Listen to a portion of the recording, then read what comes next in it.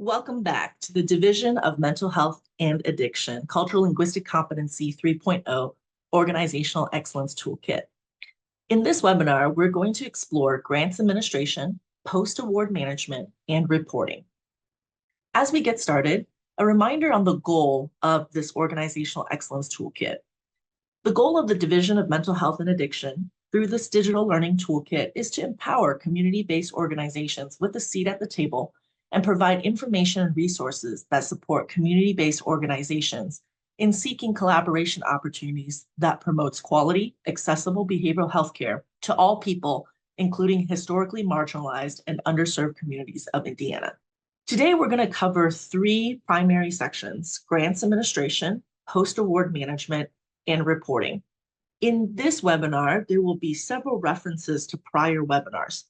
So if there is more clarity needed, please don't hesitate to refer to those prior webinars and also to connect with technical assistance at no cost to you through scheduling on the resources side of this webinar page. Let's go ahead and get started.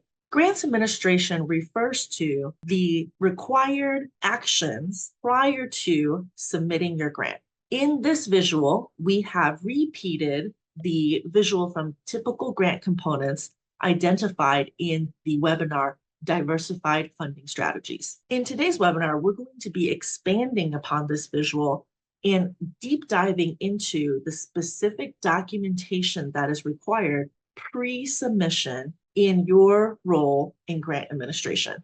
This particular view will talk through all different types of funding, including grants, and this visual addresses grants only. Grants administration. Here we see different funding types: private foundations, corporate foundations, government grant makers, and state and local grant makers. We're going to approach the conversation per each type, moving down the column and discussing all of the documentation that is needed. For private foundations, in order to submit to grants, grant administration and verification of the entity type typically requests your nonprofit status verification through your IRS letter. Generally speaking, private foundations are only seeking that information. They may ask for your 990 filing from time to time, but most often private foundations are only seeking to affirm that you are in fact a certified 501c3 nonprofit. On the pre-registration side for private foundations, grant administration typically includes submitting a letter of intent. A letter of intent submission prior to the grant submission helps private foundations to size how many potential applicants will be responding. Private foundations use the letter of intent as a potential total respondents, quote unquote, head count. Some private foundations require that a letter of intent be submitted in order to submit the application at a later date. Some private foundations recommend a letter of intent to be submitted so that they can organize and prepare their staffing. The difference between required and recommended means either an opportunity to submit or not. So please look very carefully at the private foundation's grant documents to determine if a letter of intent is required or if a letter of intent is recommended. Grant administration also includes, on the pre-registration side, setting up the application portal. For private foundations, typically, the application portal setup is quite simplistic. It really feels like a profile and login creation. There are many different types of grant management systems. If you are not familiar or not comfortable in creating an account, do know that most application portal software has online tutorials. If you look at the URL of the application portal, you can typically determine which software the funder is using. Then you can simply Google that software's name and tutorials. You can also choose to outreach to the funder's recommended technical assistance and or grant administration contacts. Please don't let unfamiliarity with an application portal software prevent you from submitting a grant. Please reach out to your funder to ensure that you have resources in order to set that up. A private foundation proposal response typically includes requests for information about your organization, your overall experience, your team, and your project and solution. About your organization should align with what is presented on your website and other social media postings. So make sure that your mission, vision, values are consistent in your submission and on digitally accessible, verifiable sites. Your experience will include requests for references and also sample projects.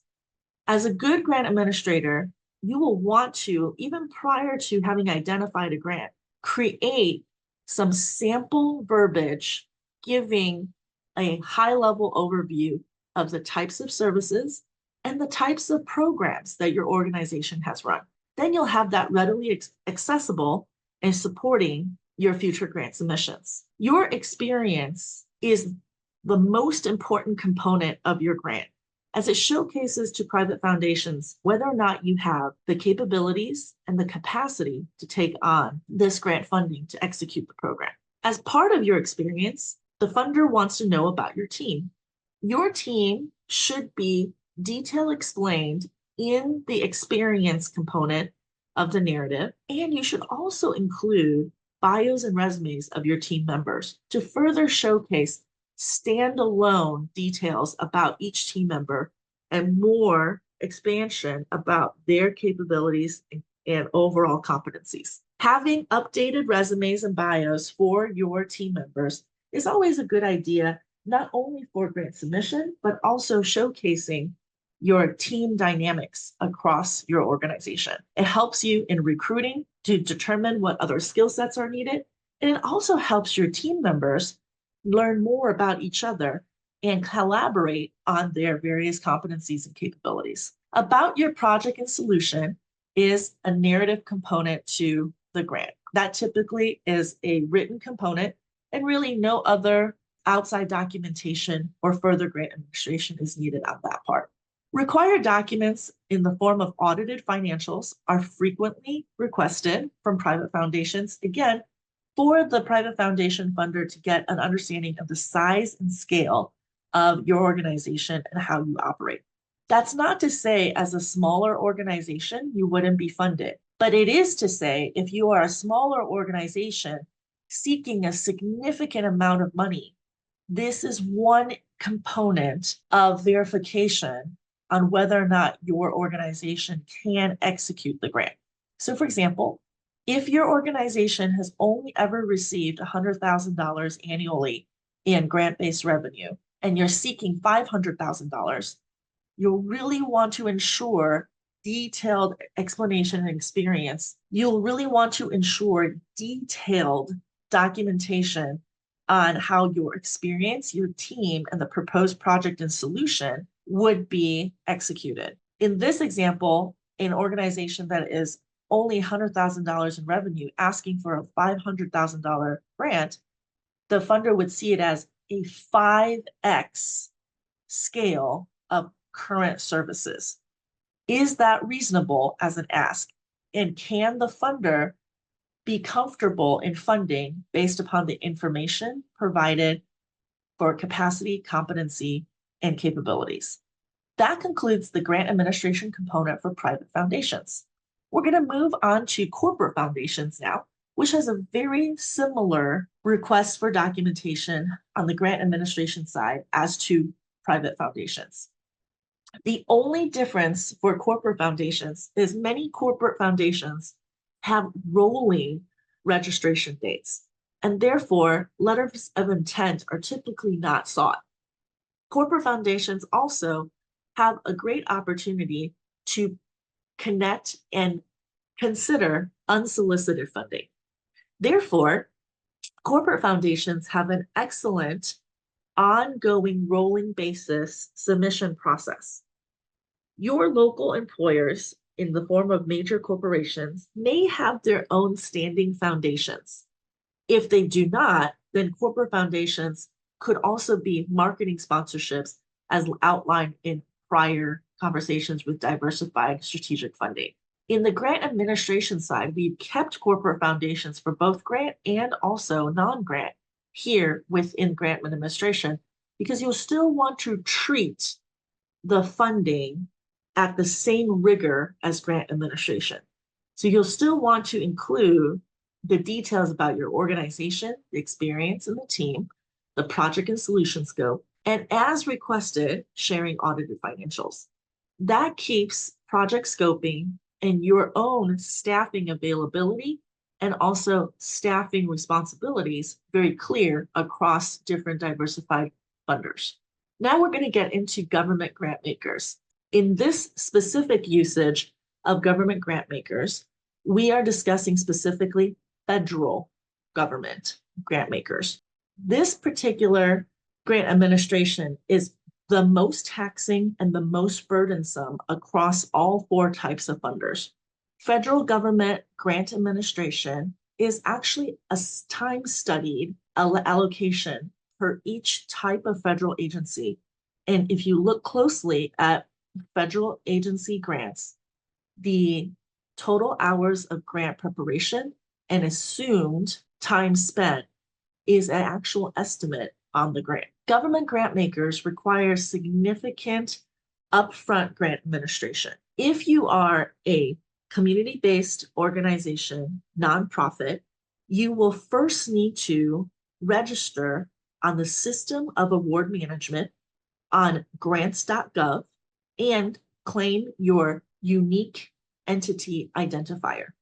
In the resource section of this webpage, there will be links to all 3 showcasing additional details on how to access, register, and gain your login. The System of Award Management is the award management confirmation system. Grants.gov is the search engine and also the application submission portal. The unique entity identifier is a federal number that supports understanding who they're grant funding to, specifically on the grant side.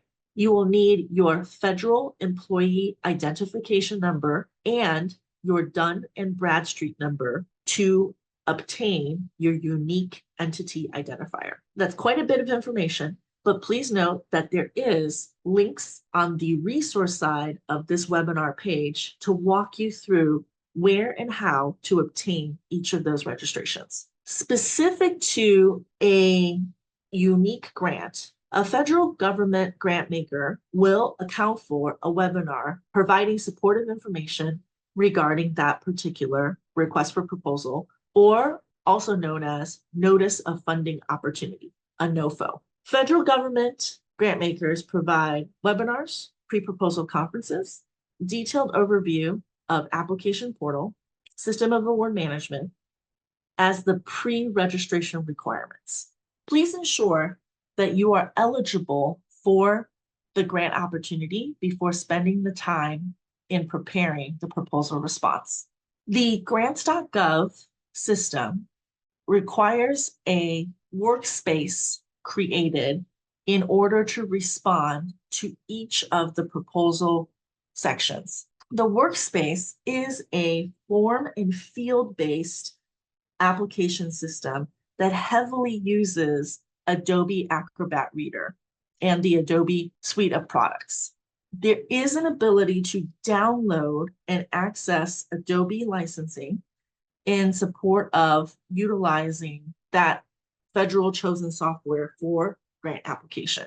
On the resources side of this webinar page, you'll find that link as well. Federal government grant submissions require multiple components within the workspace. In addition to providing information on your organization, experience, and team, which is typically packaged in the project abstract and narrative, you'll also want to complete biographical sketch forms that are a standardized and more detailed version of bios and resumes. So you'll want to have your project experience of each of your team members pre-documented in order to complete that biographical sketch information. Additionally, there are requests for letters of support and, in many cases, agreements to be uploaded as well. Federal government contracting often requires proof that there is already a committed partnership on the submitted grant opportunity, and that committed partnership is either in the form of a currently executed and signed contract uploaded into the grants.gov workspace, or it can be a memorandum of understanding that is signed by partners in advance of the proposal application. An example of a memorandum of understanding template is also provided in the webinar resources section of this webpage.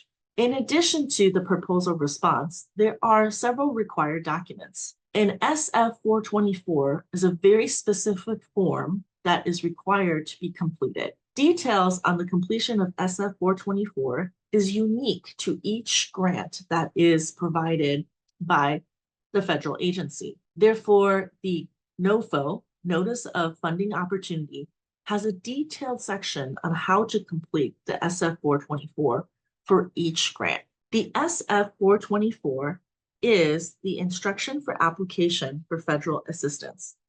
This particular form is used to verify and collects information, including the type of submission, the applicant information, the type of applicant, and proposed project dates, along with congressional districts and other specific details on the applicant. The SF 424 always comes with a very robust instructional document and is specific to each federal grant that is released. For more technical assistance on SF 424, please look to the technical assistance scheduling at no cost to you at the resources side of this webinar page. Diversity and inclusion partners are also recommended on the federal government side. These will include recommendations for a percentage of contract supported to women-owned, minority-owned, and veteran-owned businesses. Diversity and inclusion specific requirements are different for each grant. And so please look detailed on the information provided within the Notice of Funding Opportunity. Each Notice of Funding Opportunity also has a standardized contractual template. Please do review and redline that. Your role as grant administrator is vitally important in understanding prior to submission whether or not you agree to the terms of the contract templates. Very rarely are the contracting negotiable in changing from federal government standard contracts. Federal procurement through government agencies may seem very daunting, but it really just takes familiarity with the way that each federal agency releases a grant opportunity and the way that they are instructing for response. For more technical assistance support, please view the technical assistance resource on the bottom of this webinar page. On to state and local grant makers. State and local grant makers really have a subset of federal government granting requirements. And the reasoning behind that is many state and local grant makers receive federal government funding, and therefore the requirements have to be passed through from the state's receipt of federal funding through to the state's subrecipient funding of those dollars to you as the community-based organization. So having a good understanding of federal government granting is very supportive for all organizations in understanding where the bar is set for the most standardized and most rigorous administrative preparation. And that really helps to educate and inform for all other types of funders. State and local grant makers will typically provide a webinar, a pre-proposal conference, an application portal that is very similar in feel to general state registrations. In the state of Indiana, we have both a Secretary of State portal registration, an Indiana Department of Administration registration, and independent grant websites for each of our state agencies.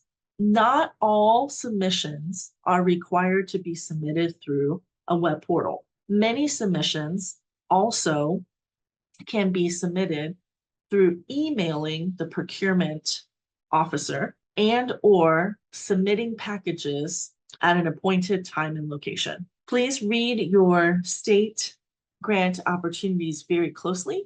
These are typically named requests for funding, requests for proposal, and other variations as such. About your organization, your experience, and your team will typically be responded in a Word document outline form with requirements on font sizing and font type and page margins. Be cognizant of the requirements presented within the request for proposal. Many state agencies, in addition to bios and resumes about your team, will also require the job descriptions. From a Buy Indiana perspective, the state likes to understand additional opportunities for employment and the current job grades and job skill sets that are supported within the state. As you look at creating a state or local submission, you also want to understand the partnership requirements and the documentations towards verifying partnership requirements. Most state and local will request letters of support placed on the letterhead of your partner and submitted as part of verification to your identified scope of work and also partner responsibilities. As to additional required documents, audited financials are always requested, and diversity and inclusion partners in support of the state's goals and diversity suppliers for minority, women-owned, and veteran partners for grant and federal spend. Often, state and local funders will also include a contract template with a clause that may read along the lines of, please recommend any red lines for that contract. Procurement for a state goes through multiple offices. The agency that is issuing the request for proposal, the attorney's general's office, the auditor's office, the comptroller's office, and any other procurement stakeholders that need to weigh in on that particular grant opportunity. So requesting a red line up front as part of submission helps the process be more efficient, so that information is passed through each office for review prior to the contract document being created and sent to your organization. That was quite a bit under grant administration. Certainly do not want to overwhelm you with the level of preparedness that is needed prior to a grant. The hopes are that this visibility of grant administration preparation will help to secure your own understanding of the strategies in fundraising that you will pursue based upon your organization's time, bandwidth, and overall understanding of the different funders' requirements for grant submission. Again, as always, please contact technical assistance with any support or inquiries as you identify questions and prepare for upcoming grant submissions. This concludes the section Grant Administration in our Grant Administration Post-Award Management and Reporting webinar.